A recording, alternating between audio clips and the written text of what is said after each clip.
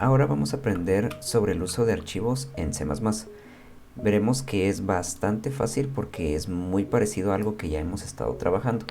Para ello simplemente vamos a utilizar la librería fstream, que como mencioné antes es muy parecido a la librería iostream, en el sentido de que nos permitirá escribir y leer, solo que en lugar de hacerlo hacia la consola como lo hacíamos con iostream, ahora lo haremos hacia un archivo. Para ello tenemos que definir nuestro archivo, que será una variable de tipo offstream. Eso significa que será un archivo de escritura. Si fuera un archivo de lectura, sería un archivo ifstream. En este caso, como va a ser de escritura, será ofstream, es decir, input y output. Aquí vemos cómo podemos definirlo y simplemente empezamos escribiendo el tipo de dato tal como lo haríamos con un entero, con un string o con cualquier otra variable. Ponemos el tipo de dato, que en este caso será un archivo de escritura. Le ponemos el nombre de la variable, que será mi archivo, y luego entre paréntesis definimos el nombre del archivo donde vamos a escribir. En este caso será simplemente archivo.txt. Lo que voy a hacer aquí es escribir un array de strings y el array tendrá 4 posiciones.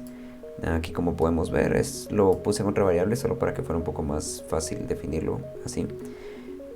Y vamos a ingresar utilizando un ciclo for los datos dentro de este array. Así que lo que haremos será decirle al usuario que ingrese el texto, leer el texto con getLine. Vamos a mostrarle un mensaje de que estamos escribiendo en el archivo y vamos a mostrarle qué es lo que estamos escribiendo y a dar un salto de línea. Después vamos a escribir en el archivo.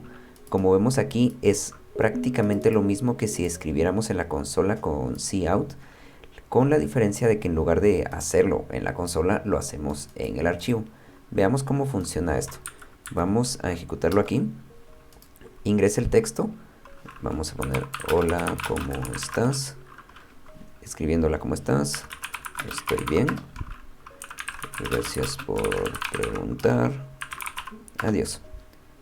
Terminamos aquí y ahora vemos este archivo .txt que no estaba antes.